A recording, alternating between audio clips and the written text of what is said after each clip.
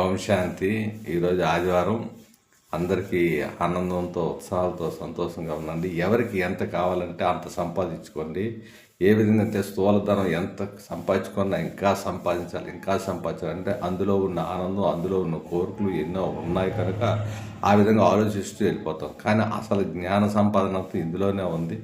ఇది ఉంటే దాని యొక్క విలువలు, వాల్యూలు తెలుస్తాయి. ఇది లేకపోతే ఏంటంటే అది బూడిదలో పోసిన పన్నీర్లా ఉంటుంది. అందుకు మొట్టమొదటి ఏంటంటే ఇదే విధంగా అన్నమాట. మీకు ఏంటంటే పెద్ద పరిగెట్టలో తిరగలే, ప్రశాంతంగా కూర్చోండి. ఏ శాంతికి అయితే మనం పరుగులు పెడుతున్నామో, ఏ సంతోషంకి అయితే పరుగులు పెడుతున్నాం, ఏ ఆనందానికైతే పరుగులు పెడుతున్నాం. ముందు మీకు పూర్వం కూడా మన హిస్టరీలో వాటిలో చెప్తారు.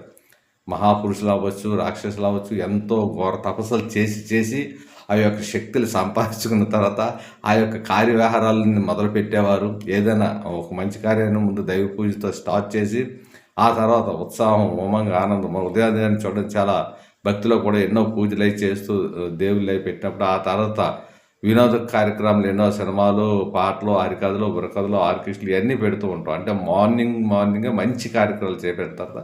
సాయంకాలం తర్వాత ఆ ఎనర్జీ ఉంటుంది.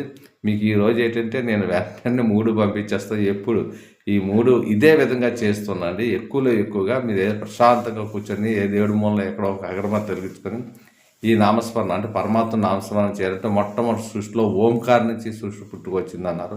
ఈ ఓమని ధ్వని మన ఓంకారం అంటే మన హృదయాన్ని కూడా తాకుతుంది మనస్ఫూర్తిగా. అయితే ఎవరి ద్వారా అయితే చెప్తారో వారి ద్వారా విని చేస్తేనే, ఇంకా దేని ద్వారా ఫలితం లేదు.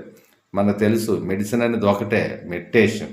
ఆ మెడిటేషన్ భగవంతుడు వాక్కులో నుంచి వచ్చి, అదే భగవద్గీతలో చెప్తారు కదా భగవాన్ వాక్య, ఆయన నోటి నుంచి వచ్చేటప్పుడు విని చేసేదానికే 100% ఉంటుంది. ఎవరెవరు నోటంటే విన్నా అది ఫలితం ఉండదు.